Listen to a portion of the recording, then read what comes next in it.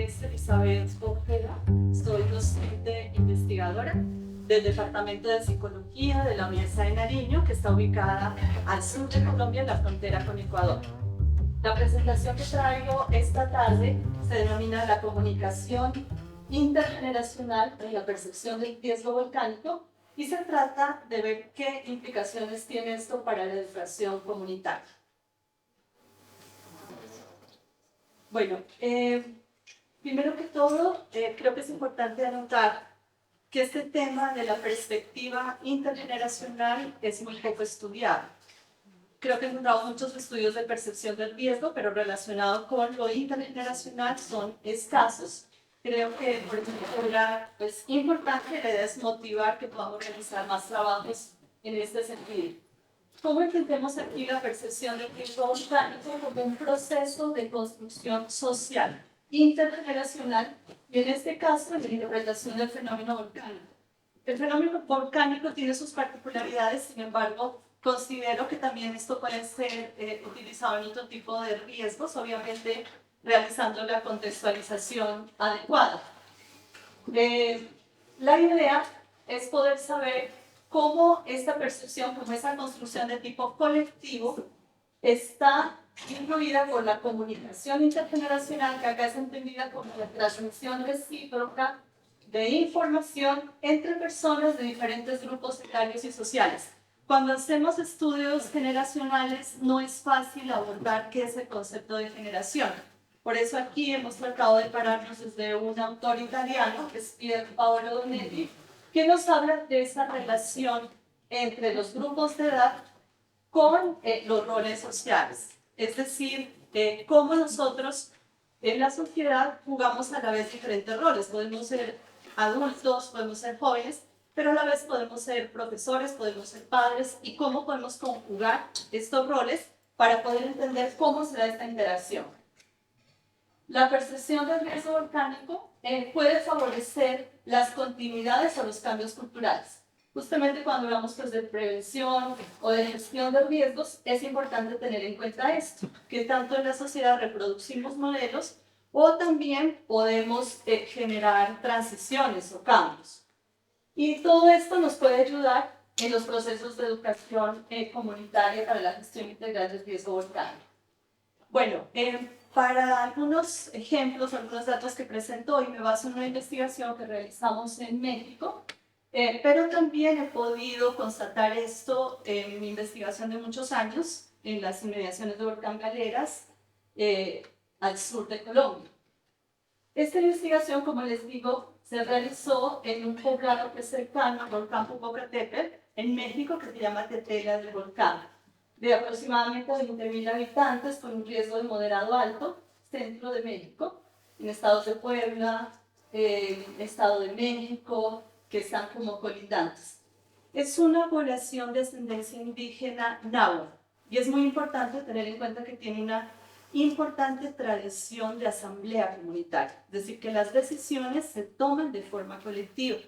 Esto de conocer el territorio creo que es fundamental, acá ya se ha dicho, se ha insistido, y conocer el territorio es ubicarse geográficamente, pero más allá de eso, caminarlo, más allá de eso, vivirlo. Acá tuvimos la oportunidad de estar por varios años y conocer esta cultura, vivirla, conocer de toda su productividad, sus suelos productivos, conocer que existe un municipio, pero que no es lo preponderante en las decisiones, como decía ahora.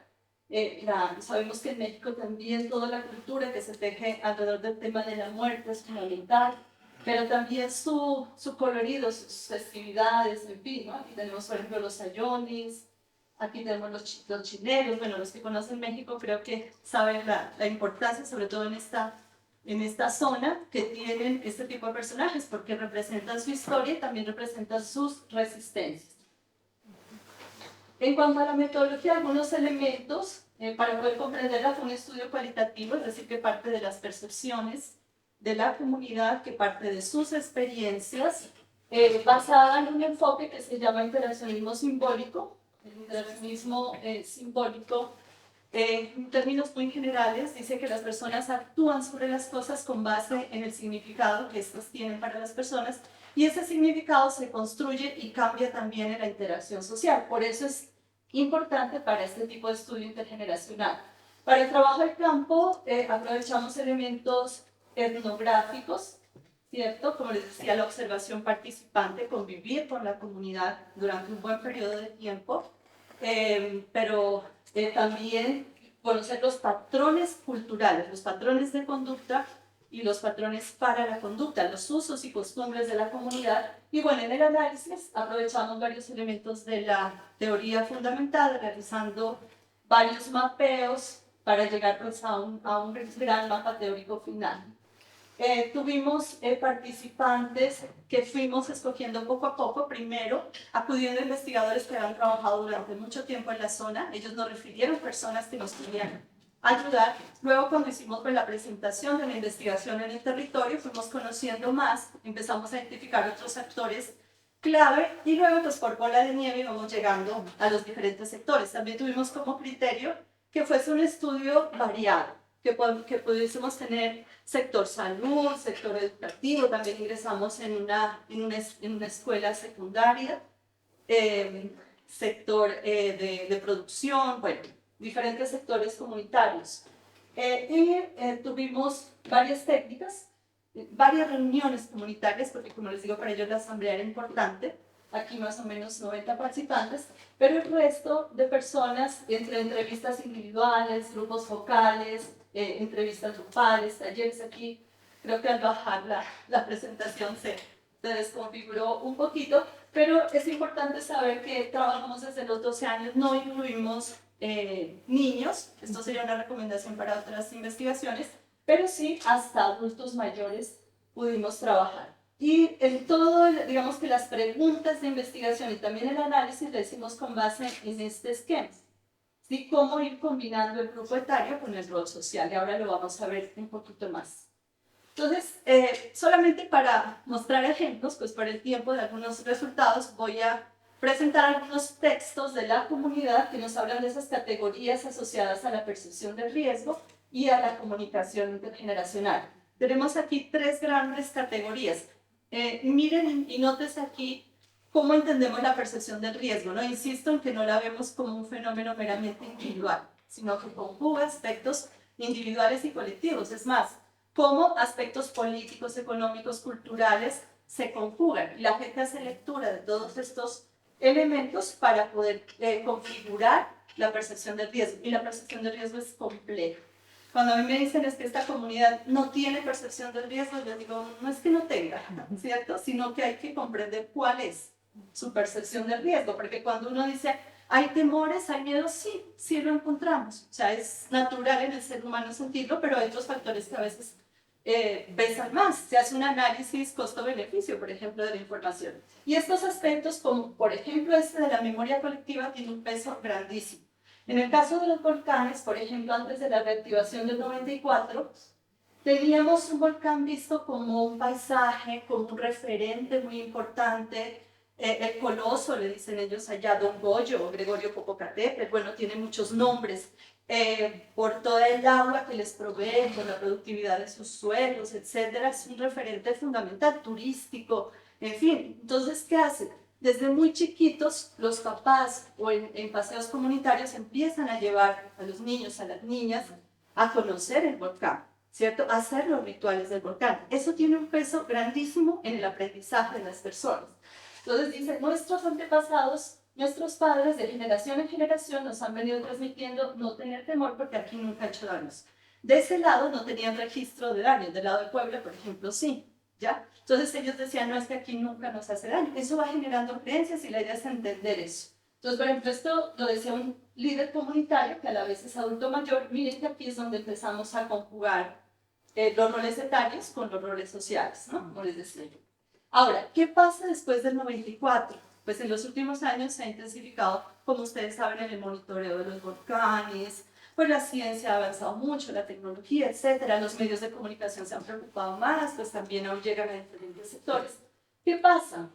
que la comunidad ingresa nuevos actores. Esto genera un cambio generacional muy importante. En términos de estudios generacionales es muy importante y de alguna manera produce un cierto choque en la comunidad, porque empiezan a aparecer los científicos, los medios, pero más allá de eso, por lo general en las evacuaciones se usa a la policía y al ejército. Y eso nos ha pasado también acá, en Galeras también nos pasó, que está la memoria cuando ellos dijeron, tienen que evacuar, tienen que salir. ¿Cuándo regresamos? Y el personal del ejército les dijo, es que aquí ustedes no vuelven. Entonces dijo la gente, no nos vamos.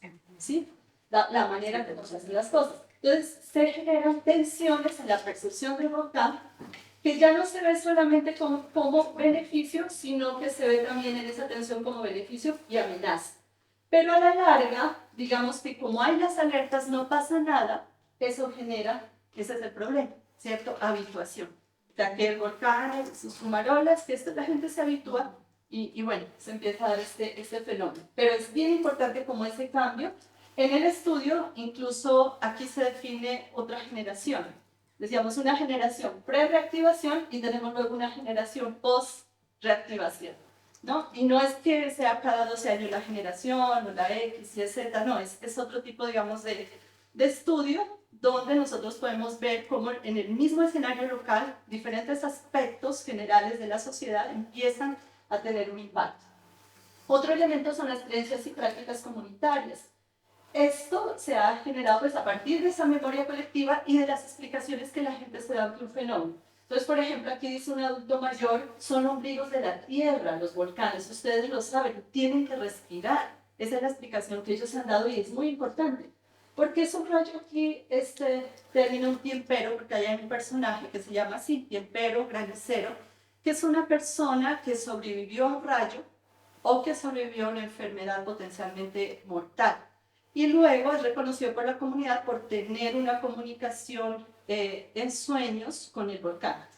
Transmitirle a la comunidad los mensajes que el volcán da, ¿cierto? Y de alguna manera, ¿qué tiene? Nosotros decimos, esto es un mito, esto, sí, desde, por ejemplo, en la psicología distorsionamos los mitos a veces, no sabemos entender bien qué implica, no hemos leído a Mircea Eliade, por ejemplo, a veces, o sea, que es una cuestión universal y que es muy importante entenderlo de esa manera. Pero aquí lo que hay que ver es que esto tiene implicaciones ético-políticas.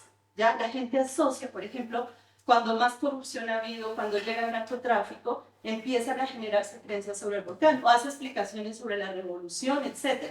O sea, cuando uno lee más allá el fenómeno, pues yo creo que puede entender esto. Mire que un adolescente dice esto, sí que estamos bien, que no pasa nada y que Dios nos va a cuidar. Claro, Dios decide sobre la vida y la muerte. O allá tienen una creencia que dice, donde se nace se debe morir. ¿Ya? Yo creo que ustedes han escuchado también, cuando te toca, aunque te quites, ¿cierto? Y cuando no te toca, aunque te pongas. ¿Ya? Bueno.